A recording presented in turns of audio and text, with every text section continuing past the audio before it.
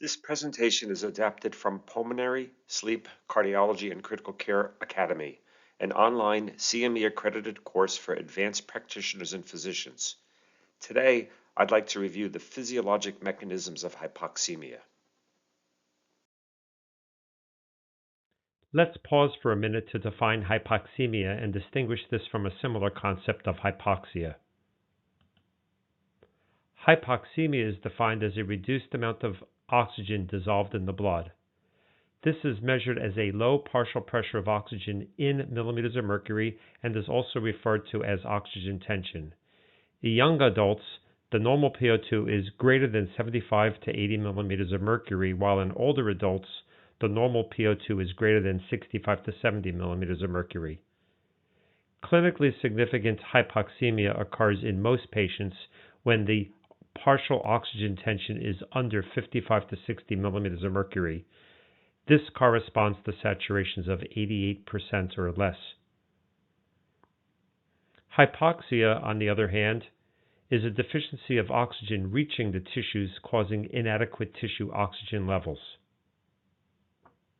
Although hypoxemia is frequently associated with hypoxia, it's possible to have hypoxemia without hypoxia or to have hypoxia without hypoxemia.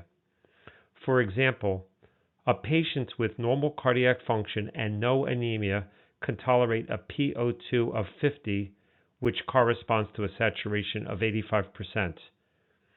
This is because the hemoglobin has a high carrying capacity and the cardiac output can increase to compensate for low oxygen tension. This patient would be hypoxemic without having any tissue hypoxia. On the other hand, a cardiac patient can have a normal PO2 of 90 with a saturation of 98%, but in the presence of severe anemia with its low oxygen carrying capacity, especially given the low cardiac output state, may have profound tissue hypoxia leading to lactic acidosis, multiple system organ failure, and even death. This patient would be profoundly hypoxic without having any tissue hypoxemia. There are 5 physiologic causes of hypoxemia: VQ mismatch, shunt, diffusion barrier, low barometric pressure, and pure alveolar hypoventilation.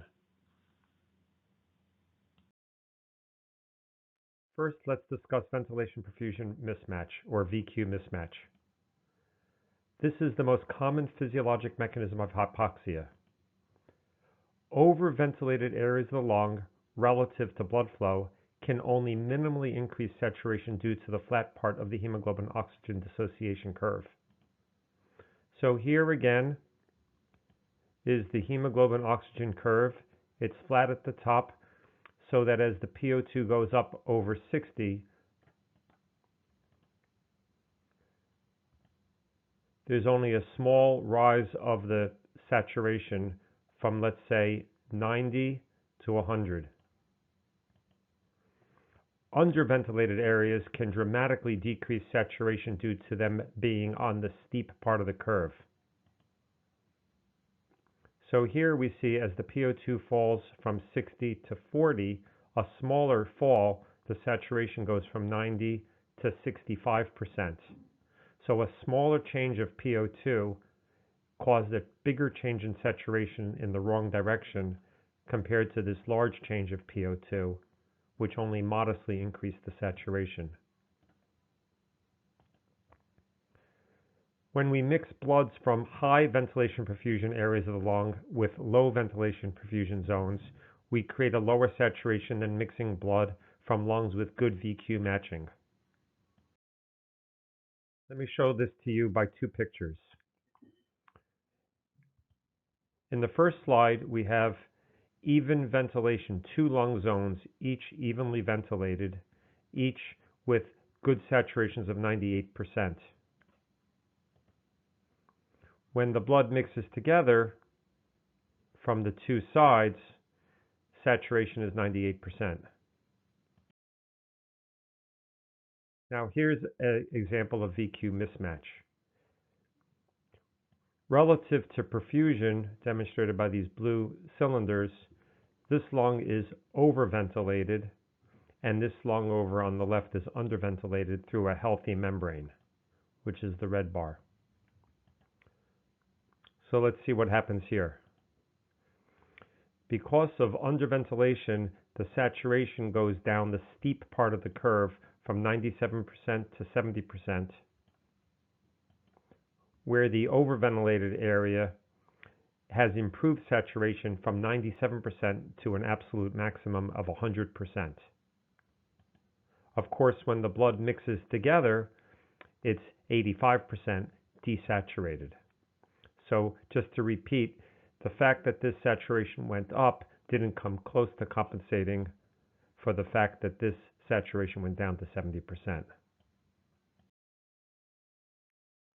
This is an actual ventilation perfusion scan, which is used to exclude the possibility or to look for the probability of pulmonary emboli. In this scan, we see ventilation is homogeneous in both lungs, showing that the air gets everywhere, but there are perfusion defects, like over here there's a triangular shaped defect that causes ventilation perfusion mismatch, and of course patients with pulmonary emboli have oxygen desaturations for that reason. VQ mismatch is the mechanism of most of the hypoxia associated with pulmonary embolism. Here are several of the defects pointed out specifically. Today, I defined the difference between hypoxemia, which is a low blood oxygen content, and hypoxia, which refers to inadequate oxygen delivery to the tissues. I also reviewed VQ mismatch, the first of 5 mechanisms of hypoxemia.